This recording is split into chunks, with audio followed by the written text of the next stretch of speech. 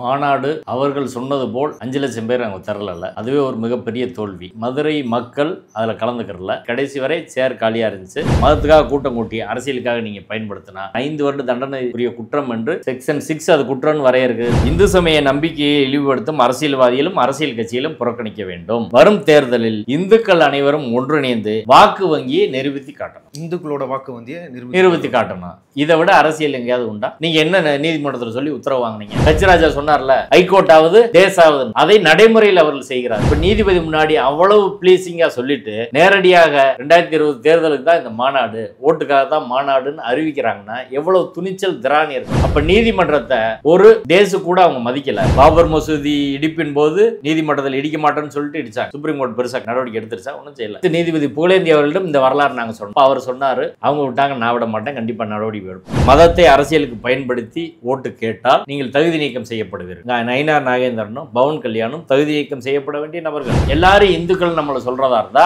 கச்சிராஜாவும் Nirmala சீதாராமனும் RS தலைவர் மோகன் பாகவத்தும் பாண்டிவேலுக்கு வாங்க, எங்களோட ஆடு கோழியை வெட்டி எங்களோட சாப்பிடுங்க, எங்க குலதெய்வ வழிபாட்டுல பங்கு பெறுங்க செய்வாங்களா? இப்ப அவர்கள் ஓட்டுக்காக அரசியல் அதிகாரத்திற்காக மத்தவங்கள இந்துன்னு பேருக்கு சேர்த்துக்கிறான். சரி, எல்லா இந்துக்கள் போல பூணூலை கலட்டு நீ மட்டும் எதுக்கு பூணூல் போடுற? 50,000 பேர்ல ஒரு 5,000 பேர் வெறியோட தான் இருக்கிறான். அவர்கள் எந்த குற்றத்துக்கும் தயாரானவர். யாரை வெட்ட சொன்னாலும் வெட்டுவான், யாரை ரேப் பண்ண சொன்னாலும் ரேப் பண்ணுவான். திருப்பரங்குன்றம் தொடர்பாக தீர்மானம் போட்டிருக்காங்க. அதுதான் ரொம்ப பேராபத்தான தீர்மானம். கார்த்திகை தீப ஏத்தனம்னு சொல்றாங்கல்ல, தீப ஏற்றன்னு சொல்ற இடம் எதுன்னா சிக்கந்தர் தர்கா இருக்கிற இடம். அதை ஒட்டி இருக்கிற தூண்ல தான் ஏத்தனம்னு சொல்றாங்க. இப்ப அவர்கள் அஜெண்டா தெளிவு. இந்த சிக்கந்தர் தர்காவை இடிப்பது, தமிழ்நாட்டில் ஒரு பாபர் மசூதியை உருவாக்குவது அப்படின்றதான் 2026 தேர்தல். முருகன், திருப்பரங்குன்றம், சிக்கந்தர் மலையை மையப்படுத்தி தான் பிஜேபியோட அஜெண்டா. இதை நான் சொல்றேன், எழுதி வச்சுக்கோங்க.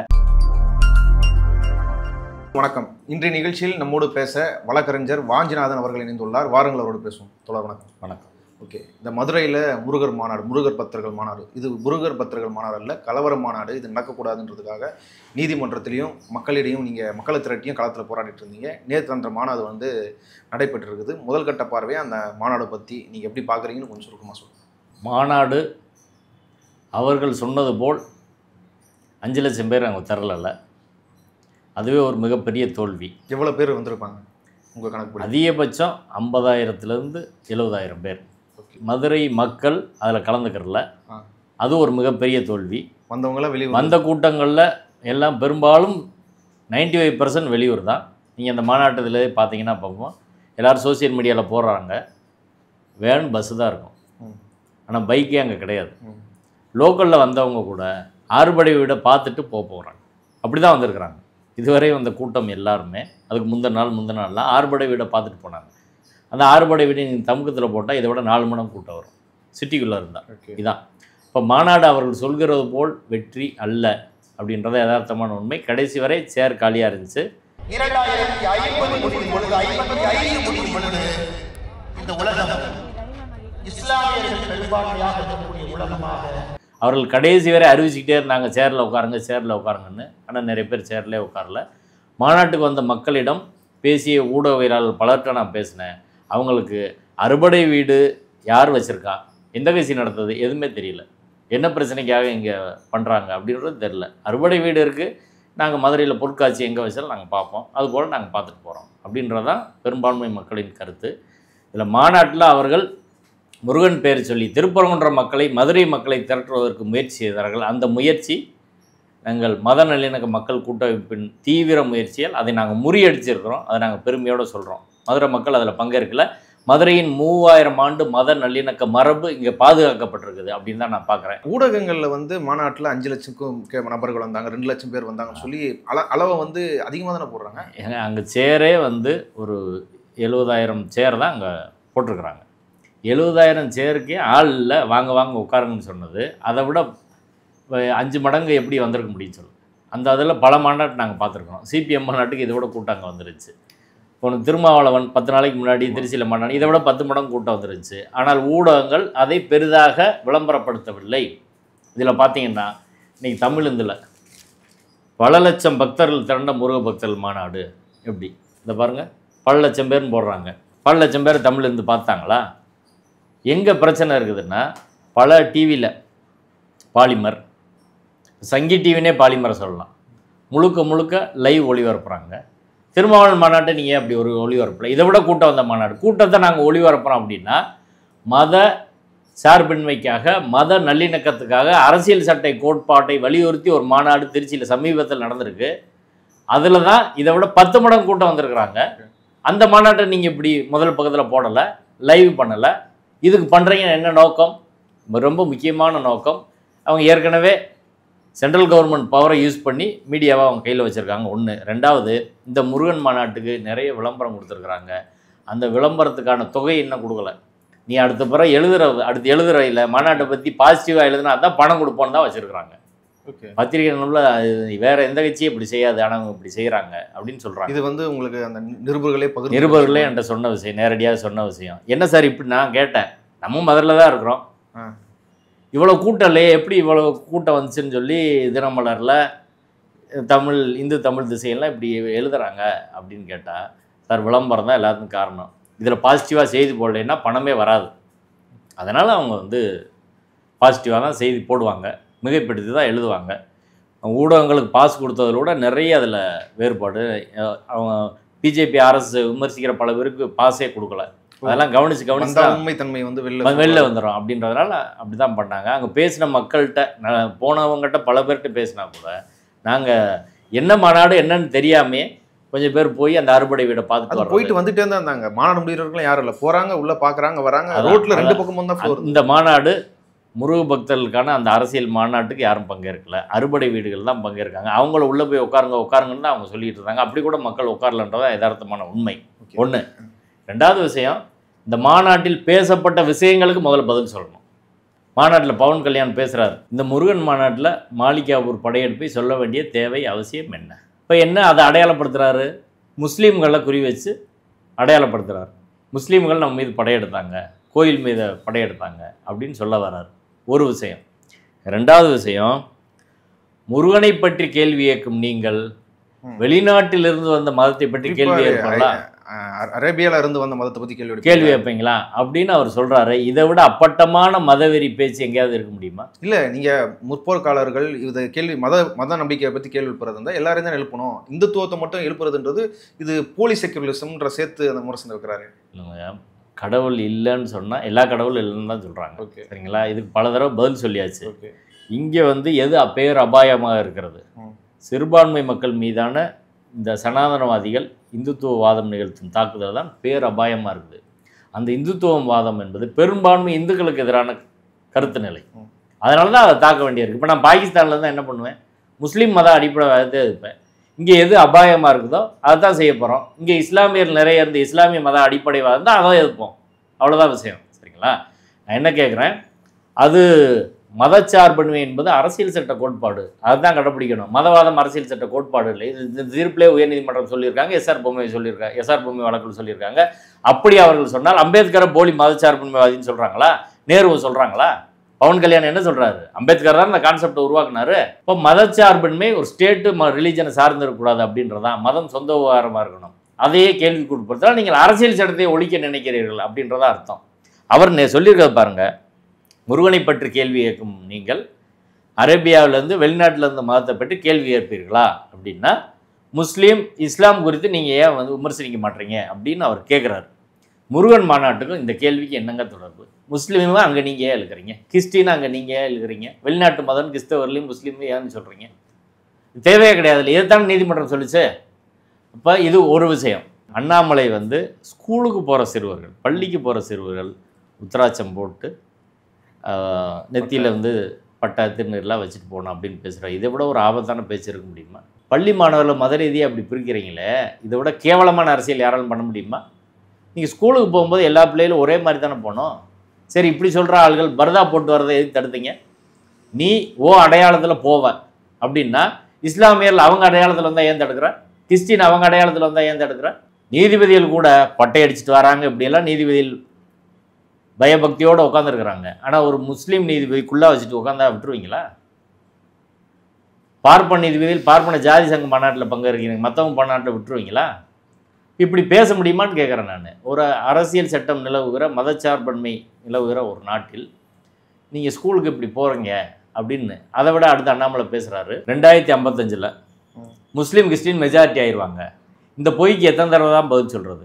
அறிவியல் பூர்வமாக இதுக்கு எந்த அடிப்படையும் கிடையாது. அப்போ ஒரு பொய்யை வதந்தியை வைத்து இஸ்லாமியர்கள் கிறிஸ்டியன் நீங்கள் எதிரியாக காட்டுறீங்கன்னு கேட்குறேன். அதானே இப்போ ரொம்ப டேஞ்சர். இல்லை, இதை எதுக்கு இந்துக்கள் கிட்ட சொல்லி இவங்க அதிகமாகிக்கிறாங்க, அதனால நீங்கள் வந்து ஒருத்தர் கூட மதம் மாறாமல் பார்த்துக்கணும் அப்படின்னு ஏதோ ஒரு இன்செக்யூரிட்டி வந்து இந்துக்கள் கிட்ட ஏதோ ஒரு அபாயத்தை இருக்கிற மாரி ஒரு கருத்தை ஏன் பரப்பணும்? இதுக்கு வேணுகோபால் கமிஷனே பதில் சொல்லிட்டாங்க. இந்த நாட்டில் உள்ள இந்துக்களுக்கு எந்த அபாயமும் கிடையாது. ஆர்எஸ்எஸ் சங் பரிவார அமைப்புகள் தேவையே கிடையாது. இந்து முன்னணி அமைப்புகள் இங்கே செயல்பட வேண்டிய அவசியம் இல்லை. இந்துக்களுக்கு எந்த பாதிப்பு இல்லை. தமிழ்நாட்டிலே வந்து மிகப்பெரிய இல்லை உலகத்திலே மிகப்பெரிய முருக பக்தர் வந்து முத்துராமலிங்க தேவர் தான். முத்துராமலிங்க தேவரை யாரெல்லாம் போட்டுருக்கீங்களோ அவங்க எல்லாருமே முருகரை போட்டுறணும் அப்படின்னு சொல்லி இவரை கனெக்ட் பண்ணி ஏன் அதை பேசணும்? முருகரை கொண்டு போய் இதுதான் நாங்கள் எங்கள் மனித சங்கிலி நிகழ்ச்சியில் திருமாவளவன் அவர்கள் பேச, அதாவது நாடார் சமூகத்தை கையில் எடுப்பதற்காக பொன் ராதாகிருஷ்ணன், தமிழிசை இவங்கெல்லாம் ஃபஸ்ட்டு ப்ரொஜெக்ட் பண்ணாங்க. அடுத்து கவுண்டர் சமூகத்தை கையில் எடுப்பதற்காக அண்ணாமலை போன்றவங்களாம் ப்ரொஜெக்ட் பண்ணாங்க. கொங்கு மண்டலத்தில் இருக்கக்கூடிய அருந்ததியர் சமூகத்தை கையில் எடுப்பது முருகனை ப்ரொஜெக்ட் பண்ணாங்க. இன்றைக்கி இந்த பகுதியில் இருக்கிற முக்குலத்தூர் சமூகத்தில் கையில் எடுப்பதற்காக நயினா நாயந்தனை கொண்டு வராங்க. ஏற்கனவே தேவேந்திர உல வேளாளர் சமுதாயத்தை கையில் எடுப்பதற்காக கிருஷ்ணசாமி, ஜான் பாண்டியம் பயன்படுத்தினாங்க. கருவேப்பிலை மாதிரி இப்போ தூக்கி போட்டாங்க. இந்த மாநாட்டு மேடையில் அவங்களுக்கு இடமே கிடையாது அப்படின்றதான். இப்போ ஏற்கனவே தென்பகுதியில் இவங்க தேவேந்திர உல வேளாளர் சமுதாயத்தை நிறைய பேரை கையில் எடுத்து வச்சுருக்கிறாங்க. இப்போ அவங்க பதில் சொல்லணும். கிருஷ்ணசாமி பதில் சொல்லணும், ஜான் பாண்டியன் பதில் சொல்லணும். இந்த கிரௌடு அங்கே போய் சேர்த்த பெருமை கணவான் கிருஷ்ணசாமிக்கும் ஜான் பாண்டியனுக்கும் மிகப்பெரிய அதில் பங்கு உண்டு. சரிங்களா? இப்போ முத்துராமலிங்க தேவர் பேரை நீங்கள் சொல்கிறீங்க, இமானுவேல் பேரன் சேர ஏன்னு சொல்ல மாட்டீங்க? அப்போ இது யாருக்கான கட்சியாக நீங்கள் மாற்றுறீங்க? சாதி ஆதிக்கத்தை மீண்டும் உறுதி செய்வதற்கான ஒரு கட்சியாக பிஜேபி வருதா இல்லையா? முருகபக்தர் மாநாட்டில் அதை பேச வேண்டிய அவசியம் என்ன? மரவர் பேரவை நிர்வாகியில் போய் ராமசீனிவாசன் சந்திக்கிறாரு, அகமுடையர் சங்க பேரவை நிர்வாகியில் போய் சந்திக்கிறாரு. என்ன அர்த்தம் அது? அப்போ அடிப்படையில் பிரச்சனை வந்து ஒவ்வொரு ஜாதிக்கும் தனியாக அணி சேர்க்கை செய்து அவங்கள ஓட்டுகள்லாம் மொத்தமாக கையில் எடுக்கிறது என்பதற்கான நுட்பமான வேலையை அவர்கள் செய்கிறார்கள். எடுத்த பிறகு இவங்க எல்லாம் தூக்கி போடுவாங்க. நாளைக்கு அதிமுகவோட இவங்க ஆட்சிக்கு வந்தாலும் அதிமுக ஒழித்துட்டு பிஜேபி ஆட்சின்னு கொண்டு வருவாங்க.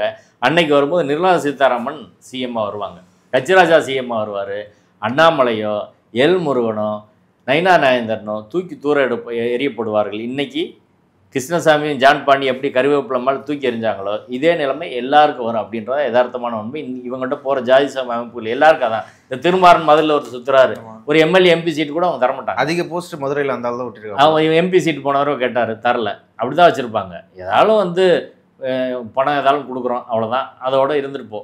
அதை தாண்டி இவர்கள் அரசியல் அதிகாரத்துக்கான எந்த வாய்ப்பையும் அவர்கள் தரமாட்டார்கள் என்பதுதான் யதார்த்தமான உண்மை. இப்போ ஒரு சாதி வெறியை தூண்டி அதையும் மத ஓட்டாக மாற்றுறது அப்படின்றது தான் இதில் மிகப்பெரிய அபாயம் என்பது. ஏற்கனவே சாதி பெருமிதத்தை பரவ விட்டுருக்காங்க. ராஜராஜ சோழன் எங்காலு, ஆண்ட பரம்பரை எங்காலு. இப்போ அதை அப்படியே மத பெருமிதமாக மாற்றுவதற்கான முயற்சியை செய்கிறார்கள். இவர்கள் எவ்வளவு டேஞ்சரான கூட்டன்றதை பவன் கல்யாணுக்கு எழுதி கொடுத்து அதை பேச வைக்கிறாங்க. ஓகே தோழர், இப்போது முக்கியமான விஷயம் உங்ககிட்ட கேட்க வேண்டியதாக பார்க்குறது, நீதிமன்றம் ஏற்கனவே அரசியல் பேசக்கூடாதுன்ற போல பல நிபந்தனைகளை இந்த மாநாடுக்கு வந்து விதிச்சிருந்தது.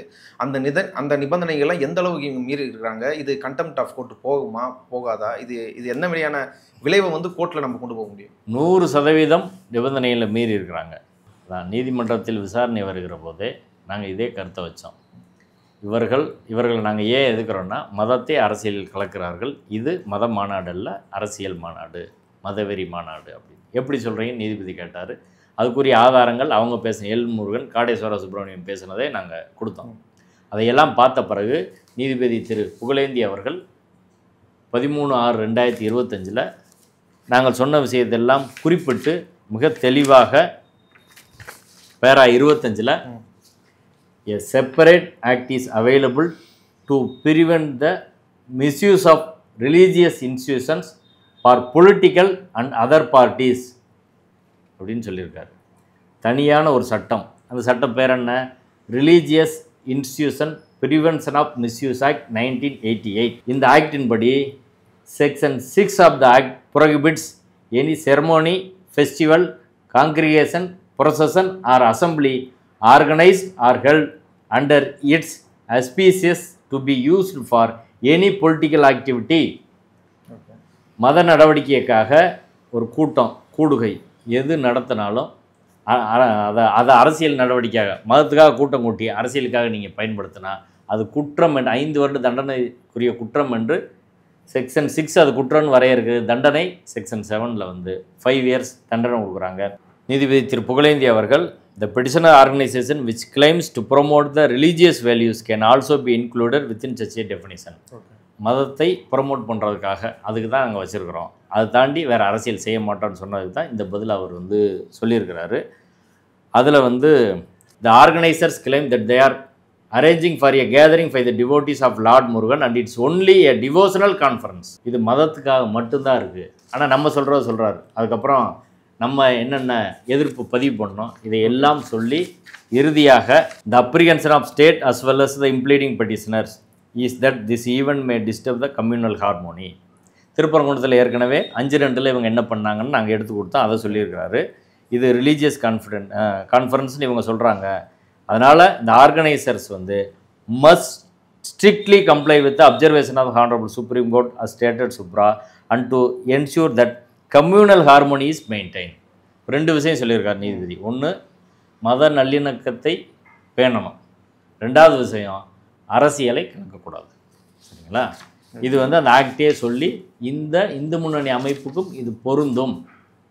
அது நேரடியாக அந்த சட்டம் தடுக்குது. எதை தடுக்குது?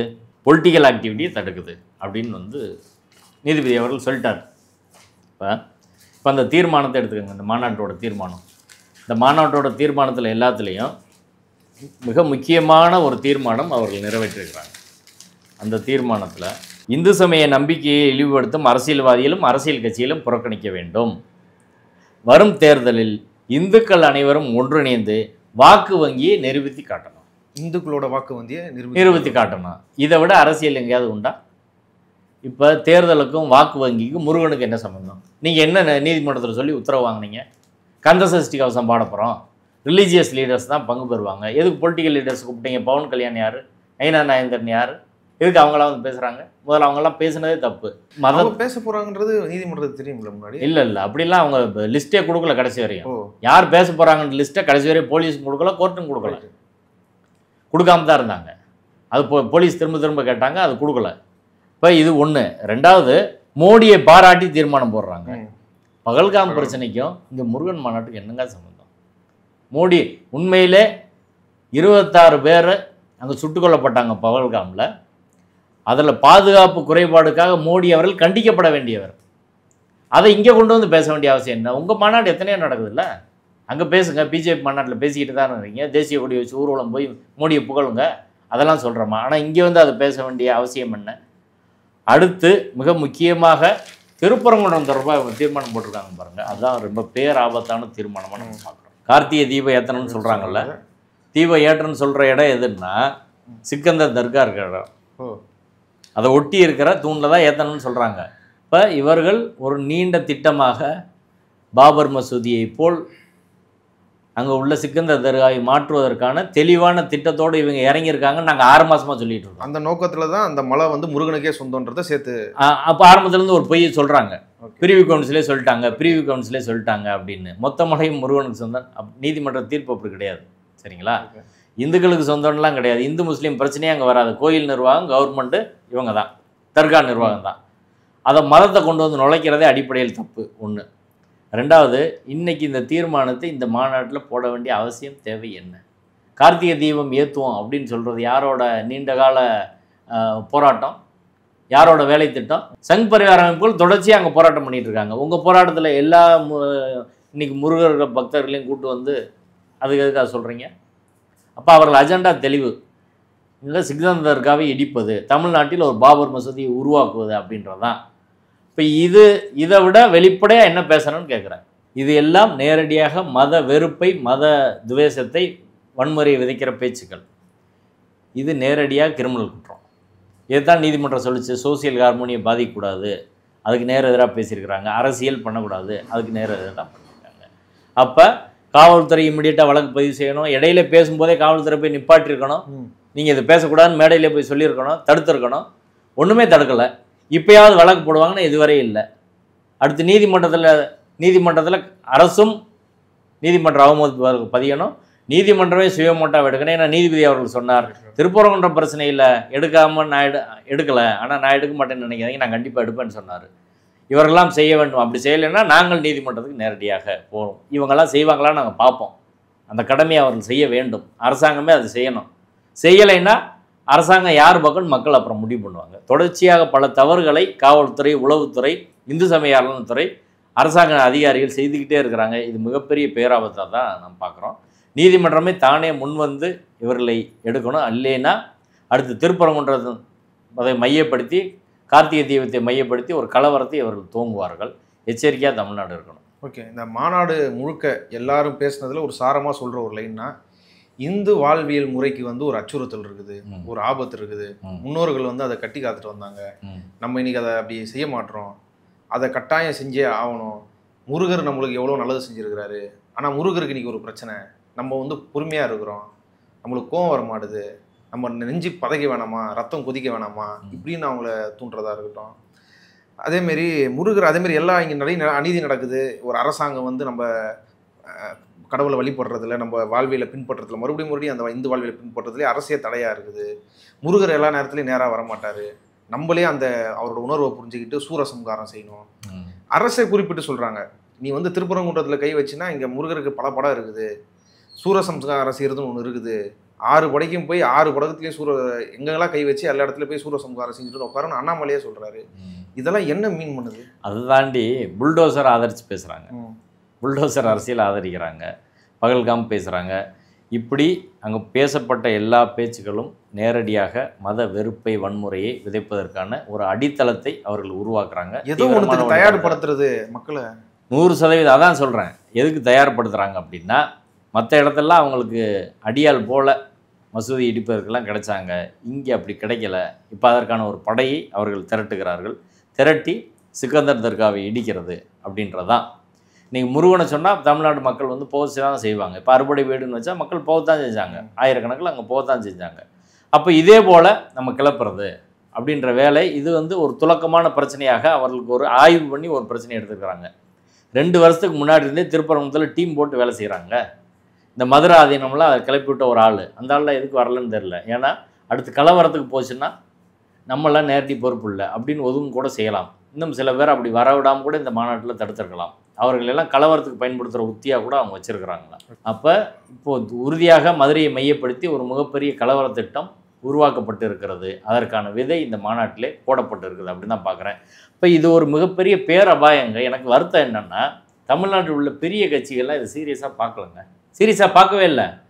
உளவுத்துறை தவறான தகவலாக முதல்வர் கொடுக்குறாங்க, இதில் கூட்டம் வராது, பூஜைக்கெல்லாம் ஆள் வரல அப்படின்னு. நாங்கள் பெர்மிஷன் கேட்டால் இதெல்லாம் ஒன்றும் இல்லை சார், ஒன்றும் இல்லாத நீங்கள் இது பண்ணுறீங்க அப்படின்னு சொல்கிறாங்க. சரி, இப்போ அவங்க எல்லாம் என்ன நினைக்கிறாங்கன்னா, பெரிய கட்சிகள், அரசாங்கம், உளவுத்துறை எல்லாமே இந்த முருக பக்தர்கள் மாநாட்டை விமர்சித்தால், திருப்பரங்குன்றம் பிரச்சனையில் பிஜேபி ஆர்எஸ்எஸ்ஸை விமர்சித்தால் அது அரசியல் ரீதியாக நம்மளுக்கு பின்னடைவாக இருக்கும், முருக பக்தர்கள் ஓட்டு போயிடும் அப்படின்னு நினைக்கிறாங்க. நான் கேட்குறேன், சரி அவங்கள நீங்கள் நடத்த விட்றீங்க, எதுவுமே எல்லாரும் வாய முடிக்கிறோம். மாநாட்டில் வந்து எது தானே பேசுவாங்க, நீங்கள் எது செய்யலைனாலும் உங்களை தானே குறி வைப்பாங்க. எதுக்கு அவன் திரட்டுறான்? இந்த முருகன் மாநாடு வந்து அரசியலில் ஒரு பெரிய மாற்றத்தை இருக்கும். மாநாடுக்கு பின்னு அப்படின்னு சொல்கிறாங்கல்ல, அரசியலை குறி வச்சு தான் அவன் பேசுகிறாங்க. அப்போ அரசியலுக்கு பதில் அரசியல் செய்யாமல் நீ எப்படி இருப்ப? இது அரசியலுங்க, நேரடி அரசியல். அவன் வந்து மதத்தை கலந்து அவன் கிளவராக பண்ணுறான். அதை நீங்கள் பதிலுக்கு நீங்கள் எதிர்க்காமல், பதில் அரசியல் செய்யாமல் நான் மௌனமாக இருந்தால் பூனை கண்ணை மூடிட்டா உலகம் இருந்துருமா? இதைத்தான் காங்கிரஸ் செஞ்சு, கண்ணு முன்னாடி இதைத்தான் காங்கிரஸ் பண்ணுச்சு. அதே போல் அங்கே வந்து காங்கிரஸ் இருந்த இடம் தெரியாமல் போயிடுச்சு. இப்போ தமிழ்நாட்டிலையும் அந்த நிலை வரணுமா வரக்கூடாதா? பெரிய கட்சியெல்லாம் சிந்திக்க. நான் சொல்கிறேங்க, 6 மாதமாக நாங்கள் உருண்டு பரல்றோம். கூட்டமைப்புலேருந்து மத நல்லிணக்க மக்கள் கூட்டமைப்பு தான் இந்த பிரச்சனையில் தமிழ்நாட்டிலே செஞ்ச அமைப்பு. இவ்வளவு கட்சி அமைப்புகள், இயக்கங்கள், பெரிய பெரிய கட்சிகள் இருக்காங்க. இங்கே உள்ள அமைப்புகள், இஸ்லாமிய அமைப்புகள்லாம் சேர்த்துக்கிட்டு அந்த பிரதிநிதிகளை வச்சு தான் நாங்கள் பண்ணுறோம். 6 மாதமாக நாங்கள் சரியாக சாப்பிடல, தூங்கலை, நிதி கிடையாது, கூட்டம் நடத்த இடம் கிடையாது. யாராவது ஒருத்தர் சப்போர்ட் பண்ணாங்களா சொல்லுங்கள்? எதுவும் கிடையாது. நாங்களாம் உருண்டு பண்ணிட்டுருக்கோம். எந்த பிரதான கட்சிகளும் எந்த உதவியும் செய்யலை. இங்கே அதே போல் இஸ்லாமியில் எத்தனையோ பணக்காரர்கள் இருக்கிறாங்க, கிறிஸ்தவரில் எத்தனையோ பணக்காரர்கள் இருக்கிறாங்க. அவங்கள தான் குறி வச்சு அடிக்கிறாங்க. அவங்க நம்ம சொல்லலை. எல்லாருக்குமான பாதிப்பு, எல்லாரும் ஒன்றா சேர்ந்து நிற்கணும்ல. யாராவது ஒரு சின்ன உதவி பண்ணியிருப்பாங்களா? ஒரு ஃபோன் பண்ணியாவது கேட்டுருப்பாங்களா? இது என்ன இங்கே இத்தனை பள்ளிவாசல் இருங்க, மனித செங்கல் நடத்துகிற எத்தனை நிர்வாகிகள் வந்தாங்க? ஐக்கிய ஜமாத் எந்த ஐக்கிய ஜமாத்? ஒரு ஐக்கிய ஜமாத் வராங்க, இன்னொருத்தவங்க வர இல்ல மாட்டாங்க. இப்ப நீங்க இந்த அபாயத்தை வந்து புரிஞ்சுக்கிறதுன்றத தெரியுதான்னு கேக்குறேன் முதல்ல. உங்களுக்கு இப்படி ஒரு பிரச்சனை, இது இப்படிப்பட்ட விளைவு இருப்புன்னு தெரியுதா முதல்ல? அதுதான் சொல்றேங்க. நான் இது ஒரு கூட்டமைப்பை சேர்ந்தவங்க 6 மாசமா இவங்க திருப்பரங்குன்ற பிரச்சனையில இருந்து ஒவ்வொன்றா சொல்லிக்கிட்டே வரோம். இந்த அபாயத்தை பெரிய கட்சியில் உணரல. உளவுத்துறை தவறான தகவலை திட்டமிட்டு முதல்வரிடம் கொடுக்கறது. நீங்க இதே ஜூன் 22ஆம் தேதி சென்னையிலையும் திருச்சியிலையும் கீழடிக்கு நீங்க ஆர்ப்பாட்டம் நடத்துங்க, செய்தி எப்படி போகும்?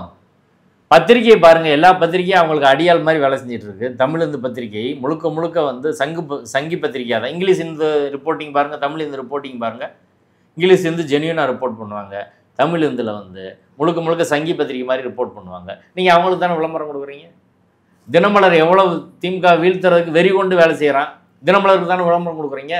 இங்கே நாங்கள் எழுத்தாளர்கள் கலைஞரை கூட்டு வந்து கஷ்டப்பட்டு ஒரு நிகழ்ச்சி நடத்துகிறாங்க. சன் டிவி ரிப்போர்ட்டர்ஸ் வரல, கலைஞர் டிவி ரிப்போர்ட்டர் வரல, அதை கூட அவங்க ரிப்போர்ட் பண்ணல. சன் டிவியில் எல்லாம் டிபேட் நடத்துகிறீங்களே, இந்த பிரச்சனையில் சீரியஸாக கண்டஸ்ட் பண்ணுற நாங்கள் தானே, எங்களை கூப்பிடல, யாரோ பேருக்கு ஆளை கூப்பிட்றீங்க. அப்போ என்ன, மோடி அரசாங்கம் பண்ணுற இன்ஃப்ளூயன்ஸ் எல்லா இடத்துல இருக்குது. இப்போ சுங்கச்சாவடியில் கட்டணமே கிடையாது, மற்றவனை விட்டுருவானா? அப்படி தான் நிகழ்ச்சி நடக்குது. இப்போ எல்லா ஒட்டுமொத்த அரசு நிர்வாகம் முழுக்க முழுக்க இங்கே பிரச்சனையாக இருக்குது.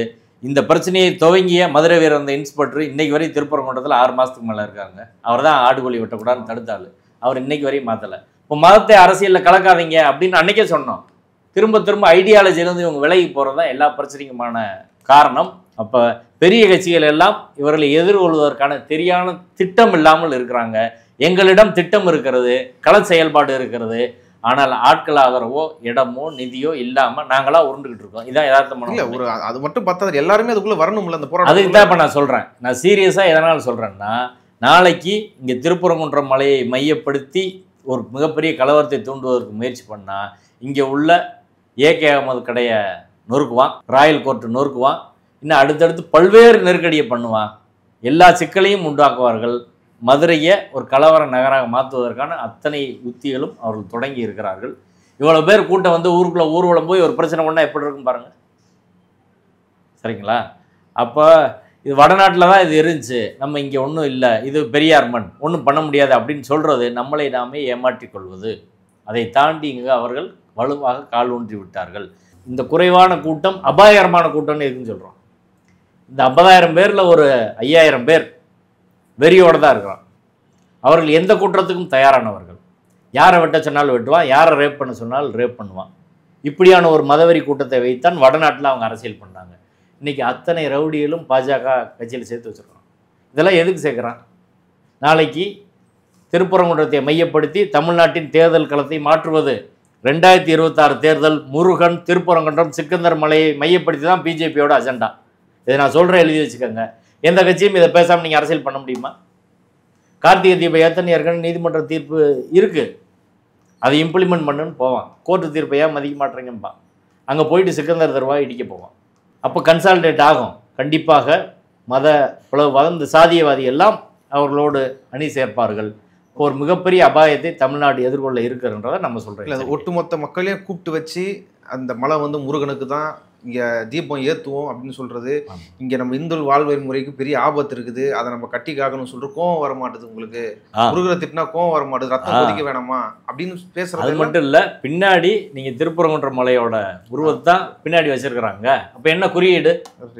அந்த மலையில் அந்த படத்தை நல்லா பாருங்கள், சிக்கந்தர் தர்கா இருக்காது. சிக்கந்தர் தர்கா இருக்காது. சிக்கந்தர் தர்கா இல்லாத ஒரு மலையை உருவாக்குவதற்கான ஒரு குறியீடை தான் அதை வைக்கிறாங்க. அதான் முதலே சொன்னாங்க அது இந்துக்களுக்கு சொந்தம்னு. மலையை பற்றி இதுவரை இந்துக்களுக்கு சொந்தம், முஸ்லீமுக்கு சொந்தம், கிறிஸ்டினுக்கு சொந்தம்னு இதுவரை யாரும் பேசுனது கிடையாது. மதுரை மக்கள் அப்படி ஒரு பார்வை பார்த்த கிடையாது. மலைன்னா எல்லாருக்கும் தான்.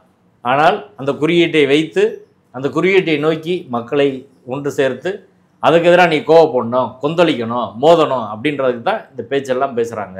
இப்போ இந்த பேச்சு என்பது ஒரு மிகப்பெரிய கலவரத்துக்கான விதை இங்கே விதைக்கப்பட்டிருக்கிறது.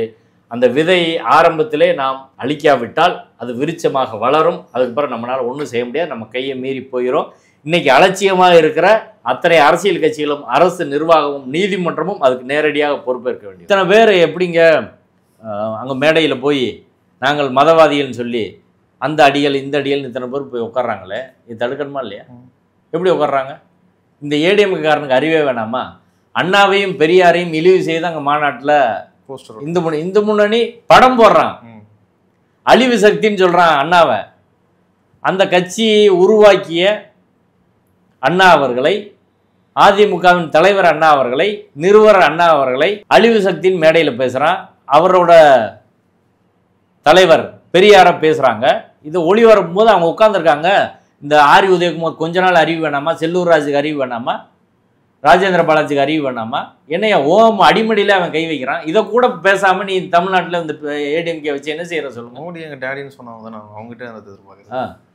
அப்போ அவர்களை நம்பி எதுவுமே பண்ண முடியாதுன்ற நிலைமை தான் இருக்குது. ஆனால் அவங்களோட கட்சி பலம் வந்து இந்த சித்தாந்தத்தை கொண்டு போகிறதுக்கு பயன்படுது. அந்த மாநாட்டில் நேரடி மாநாட்டில் ஏகப்பட்ட பேர் இவங்களே கூட்டு போயிருக்காங்க. இந்த டிடிவியும் ஓபிஎஸ் மாதிரி அழிவு சக்தி எதுவுமே கிடையாது. முக்குளத்தூர் சமூகத்தில் நிறைய பேர் அங்கே கூட்டு போகிறதுக்கு அவங்க முக்கியமான காரணம். சரிங்களா? எடப்பாடினாலும் ஓரளவு பரவாயில்லை அப்படின்றதா நிலைமையாக இருக்குது. இவன் பூரா இந்த பக்கம் ஆளை தட்டி கொண்டு போய் கொடுத்து அதிமுகன்ற கட்சி சித்தாந்த ரீதியில் இல்லைன்னு நம்மளுக்கு தெரியும். அது இப்படி தான் போய்கிட்டு இருக்கு. இங்கே அந்த நயினாநாதன் எதுக்கு வைக்கிறாங்க? அதிமுகவுக்கு முக்குளத்தூர் வாக்கு இருக்குது, அதை அப்படியே மடைமாற்றம் பண்ணுறதுக்கான வேலையை தான் செய்கிறாங்க. போன தடவை தேர்தலில் இங்கே ராமசீனிவாசன் எம்பி தேர்தல் நின்னார். அப்போது நிறைய பேர் முக்குளத்தூர் அவருக்கு தான் ஓட்டு போட்டாங்க. ஓபிஎஸ்க்கு இவங்க சப்போர்ட் பண்ணலன்னு சொல்லி ஓட்டு போட்டாங்க. இதுதான் யதார்த்தமான நிலை. அப்போ இந்த ஓட்டையெல்லாம் அவங்க கன்சாலிடேட் பண்ணுறதுக்கு முழுக்க இதை பயன்படுத்திக்கிறாங்க. 2026 தேர்தலுக்கு முன்பாக இந்த பிரச்சனை தமிழக அரசியலின் மைய பிரச்சனையாக மாற்றப்படும். இது பெரிய கட்சிகள் உணரல. நாங்கள் மட்டும் இங்கே பண்ணுறோம். சென்னையில் எல்லா அமைப்பு கட்சிகள் இருக்கிறாங்கள, அங்கே பண்ணலாம், கோயம்புத்தூரில் பண்ணலாம், திருச்சியில் பண்ணலாம். அப்போ இந்த பிரச்சனையின் அபாயத்தை இந்த கட்சிகள் உணரல. ரொம்ப முக்கியமாக என்ன பிரச்சனைனா கேஸ்ட் ப்ரைடு இருக்குல்ல, அதை ரிலீஜியஸ் ப்ரைடாக மாற்றுறது அவனுக்கு ஈஸி. இந்த 40-50 ஆண்டுகளாக நாங்கள் தான் ஆண்ட பரம்பரை, நாங்கள் ராஜராஜ சோழ பரம்பரை, சீமான் மாதிரி குடிப்பெருமை, இதெல்லாம் பேசுகிற ஏகப்பட்ட பேர் வந்துட்டாங்க. அப்படி தான் கிருஷ்ணசாமி இந்து நாடா அறிவிக்கன்னு போய்கிட்டு இருக்காரு. அவங்க ஜாதி பெருமையில் தான் அங்கே போய் விழுகிறாங்க. இப்போ இந்த சாதி பெருமையை தடுப்பதற்கோ ஒழிப்பதற்கோ அந்த நிரப்புவதற்கோ மோசமான ஒரு பண்பாட்டின் தன்மையை வீழ்த்துவதற்கு திராவிட கட்சிகள் 2 பேரும் ஃபெயில்ட் ஆகிட்டாங்கன்றதான் முக்கியமான விஷயம். அந்த ஃபெயிலியர்லேருந்து தான் இப்போ அடுத்த கட்டத்துக்கு அது நகருகிறது. இது ரொம்ப டேஞ்சரஸ். தமிழ்நாட்டை ஆபத்தின் விளிம்பில் கொண்டு வந்து நிறுத்தி இருக்கிறது. இந்த அபாயத்தை எல்லாரும் புரிஞ்சுக்கிறணும். இனியாவது விழித்து கொண்டு எல்லோரும் ஒருங்கிணைந்து இந்த சங் பரிவார் கூட தடுக்கணும். சித்தாந்தம் நீர்த்து போனால் எல்லாமே போயிடும். இது ரொம்ப பேராபத்து. இதை உணர்ந்து கொள்ள வேண்டும். அவர்கள் சித்தாந்த அரசியலை வைக்கிறார்கள். நீங்கள் இன்னொரு சித்தாந்தத்தை வலுவாக வைத்தால்தான் அதை எதிர்கொள்ள முடியும். அதற்கான முன்மாதிரியை பெரியாரும் அண்ணாவும் கம்யூனிஸ்ட் தோழர்கள் நம்மளுக்கு உருவாக்கி கொடுத்துருக்குறாங்க. அதை எடுத்துக்கொண்டு நம்ம போனால் போதும். முருகனுக்காக நம்ம எதிராக பேசுகிறதா சித்தரிச்சிருவாங்க அப்படின்னு பின்வாங்கினா வடநாட்டில் காங்கிரஸுக்கு வந்த நிலை இங்கே எல்லா கட்சிக்கும் வரும். ஓகே, இப்போ கடைசியான குறிப்பான கேள்வி வந்து இந்த மாநாடு நீதிமன்ற நிபந்தனைக்கு எதிராக நடந்திருக்குது. அப்போ இதை முழுக்க பொறுப்பேற்றுக்க வேண்டியது இந்து முன்னணி, அதோட தலைவர் தமிழ்நாடு தலைவர் காடேஸ்வரா. இந்த நீதிபதி ஏற்கனவே அந்த ஆர்டர் கொடுத்ததுலேயே வந்து இதுக்கான எந்த சட்டத்தின் அடிப்படையில் எதிராக இருக்குன்றதெல்லாம் இப்போ நீங்கள் சொன்னீங்க. அந்த அடிப்படையில் 5 ஆண்டு சிறை தண்டனை வரைக்கும் அவர் தரலான் இருக்குது. இது அப்படியே நடக்குமா, இல்லை இவர்கள் இதுலேருந்து தப்பிச்சிருவாங்களா? இந்த உரிய தண்டனை இவங்களுக்கு கிடைக்குமா கிடைக்காதா? அதாவது 2 விதமான நடவடிக்கை. ஒன்று, மதவரியை தூண்டியதற்காக இவர்கள் மீது தனியாக நாளைக்கு நாங்கள் புகார் கொடுக்க போகிறோம். போலீஸும் சுயமட்டாக வழக்கு பதிவு பண்ணலாம். வழக்கு பதிவு செய்து கடுமையாக அதில் நடவடிக்கை எடுக்கணும். ஒன்று. ஆனால் போலீஸுக்கு தொடர்ந்து திருப்பரங்குன்றம் பிரச்சனை ஆரம்பத்தில் இன்றைக்கி வரை எந்த நடவடிக்கை எடுக்க மாட்டாங்க. உளவுத்துறை அதுக்கு தடையாக இருக்கிறது அப்படின்றத யதார்த்தமான உண்மை. திருப்பரங்குன்றம் தொடர்பாக அந்த பிரச்சனை வந்தபோது போன டிசம்பர் கடைசியிலே மத நல்லிணத்தை கெடுக்கும் வகையில் ஏராளமான சோசியல் மீடியா பதிவு போட்டாங்க. எதுக்குமே அரெஸ்ட் கிடையாது, எஃப்ஐஆரும் கிடையாது. அடுத்து கோயிலுக்குள்ளே பூந்து பிஜேபிக்காரன் கலவரம் பண்ணாங்க, கொடியை வச்சு ஜெய் ஸ்ரீராம் கோஷம் போட்டு, அதுக்கும் ரிமாண்டு கிடையாது. கச்சிராஜா அப்படி பேசினார், அதுக்கு ரிமாண்ட் கிடையாது. இந்த பிரச்சனைக்கு கூட இருக்கக்கூடிய மதுரை ஆதீனம், அவரே அரெஸ்ட் கிடையாது. அவர் மதவெறியை தூண்டின மாதிரி பேசினார். அவர் நேற்று இந்த மாநாட்டு பந்தெல்லாம் துவங்கி வச்சு இந்த வேலையை பூரா செய்கிறது அவர் தான். அவர் மேலே நடவடிக்கை கிடையாது. இப்போ அடுத்து கடைசியாக இன்னைக்கு இப்போ அரேபியா மதம் என்ற வகையில் மத வன்முறையை தூண்டும் விதமாக பவன் கல்யாண் பேசியிருக்காரு. இதே பவன் கல்யாண் ஏற்கனவே உதயநிதியை ரொம்ப மோசமாக விமர்சித்தார். அதுக்கு நாங்கள் கம்ப்ளைண்ட் கொடுத்தா அதுக்கு எஃப்ஐஆர் போடல. நாங்கள் கம்ப்ளைண்ட் கொடுத்துருக்கோம். அதுக்கு விசாரணைக்கெல்லாம் போய் ஆஜராகி சொல்லிட்டு வந்தேன். அப்போ இந்த காவல்துறையின் செயலற்ற தன்மை இருக்குது பாருங்கள், இல்லை பிஜேபிக்கு ஆதரவான தன்மை, இது ஒரு முக்கியமான பங்கு அவர்கள் அடுத்தடுத்து போகிறதுக்கான வாய்ப்பாக இருக்குது. அதனால தான் இப்போ இவ்வளவு குற்றங்கள் நடந்தும் அவங்க திரும்ப திரும்ப குற்றம் பண்ணுறாங்க. இது காவல்துறை நடவடிக்கை ஒன்று. 2வது நீதிமன்ற நடவடிக்கை. நீதிமன்றத்திலையும் அவர்கள் ஹிஸ்ட்ரியை நீதிமன்றத்தை மதிக்காமல் தூக்கி போடுறது அப்படின்றதான். பாபர் மசூதி இடிப்பின் போது நீதிமன்றத்தில் இடிக்க மாட்டேன்னு சொல்லிட்டு இடித்தாங்க. சுப்ரீம் கோர்ட் பெருசாக கண்டிச்சு நடவடிக்கை எடுத்துருச்சா? ஒன்றும் செய்யலை. அடுத்து பிப்ரவரி 4 அன்று மதுரை உயர்நீதிமன்றத்தின் 2 நீதிபதிகள் அமர்வு, நீதிபதி திரு ஜெயச்சந்திரன் தலைமையிலான அமர்வு, மத வன்முறை தூண்டுற மாதிரி சோசியல் ஹார்மோனிக்கு எதிராக எதுவுமே பேசக்கூடாதுன்னு சொன்னாங்க. சொல்லி 1 மணி நேரத்தில் அங்கே பேசுகிறாங்க. கோர்ட்டில் இவங்க அப்படி சொன்னாங்க, அயோத்தியா மாற்ற மாட்டோம், இதாண்டா தொடக்கம், நாங்கள் இதை மாற்றுவோம்டா, சிக்கந்தர் தர்காவை மாற்றுடா அப்படின்னு கச்சராஜா அங்கே பேசுகிறார். நீதிமன்றம் நடவடிக்கை எடுத்துச்சா? ஒன்றும் கிடையாது. நாடகம் மாதிரி எல்லாம் நடந்துக்கிட்டு இருக்கு. அடுத்து நீதிபதி புகழேந்தி அவர்களிடம் இந்த வரலாறு நாங்கள் சொன்னோம். அப்போ அவர் சொன்னார், அவங்க விட்டாங்க, நான் விட மாட்டேன், கண்டிப்பாக நடவடிக்கை எடுப்பேன். இப்போ அவர் சுயமோட்டாக நீதிபதி அவர்கள் எடுக்கணும், இல்லை காவல்துறை அங்கே வழக்கு பதிவு செய்யணும். அப்படி இல்லைன்னா நாங்கள் நிச்சயமாக வழக்கு பதிவு செய்தோம். ரெண்டாவது, இது முக்கியமாக என்ன பார்க்கணும்னா, தொடர்ச்சியாக சங் பரிவார அமைப்புகள் நீதித்துறைக்கு மிகப்பெரிய சவாலாக மாறி நிற்கிறாங்க நீதிமன்றத்தில். ஆமாம், நீதிமன்றத்தில் இதுவரை கொடுத்த எந்த வாக்குறுதியும் அவர்கள் மீறம் இல்லை. அவர் கச்சிராஜா சொன்னார்ல, ஹைகோர்ட்டாவது டேஸாவதுன்னு, அதை நடைமுறையில் அவர்கள் செய்கிறார்கள். இப்போ நீதிபதி முன்னாடி அவ்வளவு ப்ளீஸிங்காக சொல்லிட்டு நேரடியாக 2020 தேர்தலுக்கு தான் இந்த மாநாடு, ஓட்டுக்காக தான் மாநாடுன்னு அறிவிக்கிறாங்கன்னா எவ்வளவு துணிச்சல் திராணி இருக்கணும். வேற யாராவது நீதிமன்றத்தை சொல்லிட்டு அப்படி பண்ணிடுவாங்களா? அப்போ நீதிமன்றத்தை ஒரு டேஸு கூட அவங்க மதிக்கலை அப்படின்றதான் யதார்த்தமான உண்மை. இப்போ ஒரு அரசியல் சட்டத்தை காக்க வேண்டிய பொறுப்பு, சமூக நல்லிணத்தை காக்க வேண்டிய பொறுப்பு நீதிமன்றத்துக்கு இருக்கா இல்லையா? இங்கே மக்கள் பிரதிநிதியில அங்கே வந்து பேசுகிறாங்க, அவங்க மீது நடவடிக்கை எடுக்கணுமா இல்லையா? ஆமா, ஒரு கான்ஸ்டிடியூஷன் பொறுப்புல இருக்கிறவங்க அப்படி ஒரு மத வன்முறை தூண்டுற மாதிரி பேசக்கூடாது. பேசக்கூடாது. மக்கள் ரெகுலேஷன்ஸ் இருக்கு, அப்படி கூடாது. இல்ல மக்கள் பிரதிநிதித்துவ சட்டப்படி நீங்கள் மதத்தை அரசியலுக்கு பயன்படுத்தி ஓட்டு கேட்டால் நீங்கள் தகுதி நீக்கம் செய்யப்படுவீர்கள். நயினார் நாகேந்திரனும் பவன் கல்யாணும் தகுதி நீக்கம் செய்யப்பட வேண்டிய நபர்கள். அப்படி நீங்கள் 100 பேரை தகுதி நீக்கம் பண்ணீங்கன்னா தான் இந்த நாட்டில் மத நல்லிணக்கம் என்பது நிலவும், அரசியல் சட்டம் காப்பாற்றப்படும். இவர்கள் செய்கிற வேலை எல்லாரும் எளிதாக பார்க்குறாங்க. இது அரசியல் சட்டத்தை தகர்ப்பதில் வந்து முடியும். அதை நோக்கி தான் போய்கிட்டு இருக்கு. நீதிமன்றத்தை அவர்கள் கிஞ்சித்து மதிக்கவில்லை. இப்போதாவது நீதிபதியில் கோபம் வரணுங்க, ஆனால் அவங்க பாட்டுக்கு உட்காந்துருப்பாங்க அப்படின்றதான். அதனால தான் அவங்க துணிச்சலாக பண்ணுறாங்க.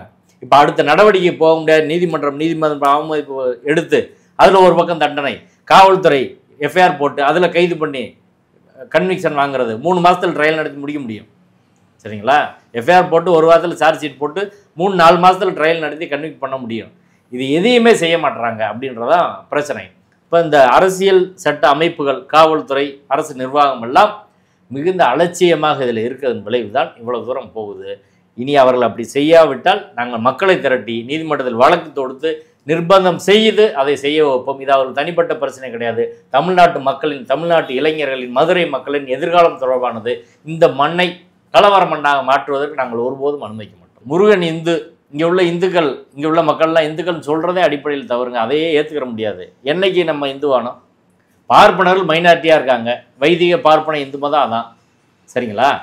வைதிக பார்ப்பன இந்து மதம் எல்லாரும் இந்துக்கள் நம்மளை சொல்கிறதா இருந்தால், கச்சிராஜாவும் நிர்மலா சீதாராமனும் RS தலைவர் மோகன் பாகவத்தும் பாண்டிவேலுக்கு வாங்க, எங்களோட ஆடு கோழியை வெட்டி எங்களோட சாப்பிடுங்க, எங்கள் குலதெய்வ வழிபாட்டில் பங்கு பெறுங்க, செய்வாங்களா?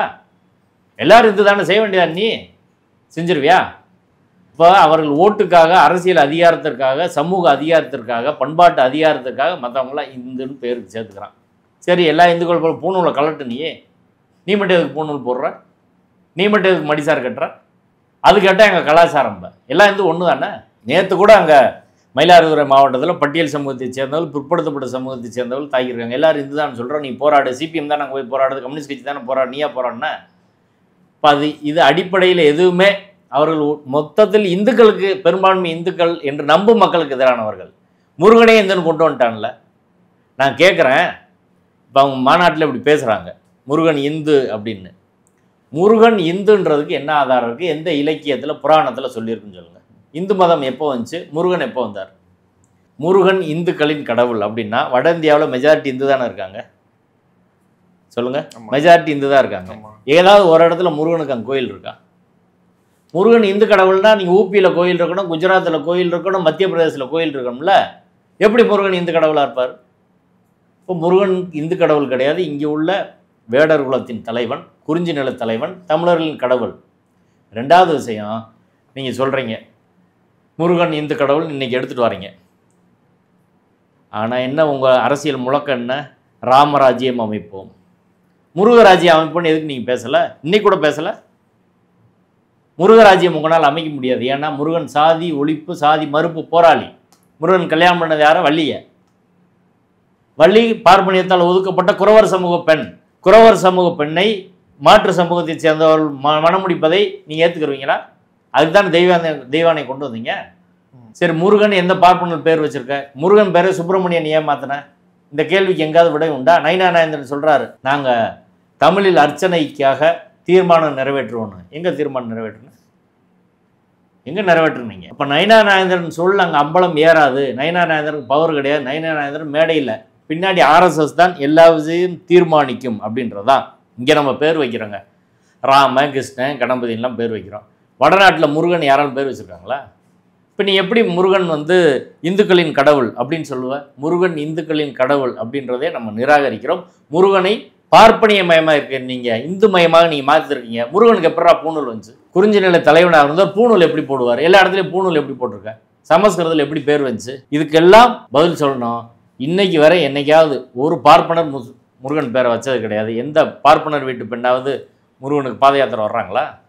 ஒன்றும் கிடையாது. அவங்க வீட்டு பூஜாரில் கூட கிடையாது. அதனால் முருகனை இந்து கடவுள் அப்படின்னு அவங்க ப்ரொஜெக்ட் பண்ணுறதே அடிப்படையில் முருகனை களவாடுவது, முருக வழிபாட்டை களவாடுவது, இந்துன்னு நம்ம எல்லாரையும் சேர்த்துக்கிறாங்க அப்படின்றதான் யதார்த்தமான உண்மை. இந்த மாநாடு திருப்பரங்குன்றத்தில் அடுத்து என்ன நடக்க போகுதுன்ற ஒரு பதட்டத்தை ஏற்படுத்தியிருக்குது. நீங்கள் அதை எச்சரித்திருக்கிறீங்க. நீதிமன்றம் இதை கட்டுக்குள்ளே கொண்டு வருமா? இதை நடக்க விடாமல் பண்ணுற அளவுக்கு ஒரு சரியான தண்டனையை இதை நடத்தினவங்களுக்கு தருமா அப்படின்றதெல்லாம் பொறுத்திருந்து பார்க்கலாம். உங்கள் கருத்துக்களை இவ்வளோ நேரம் பகிர்ந்து கொண்டதுக்கு நன்றி.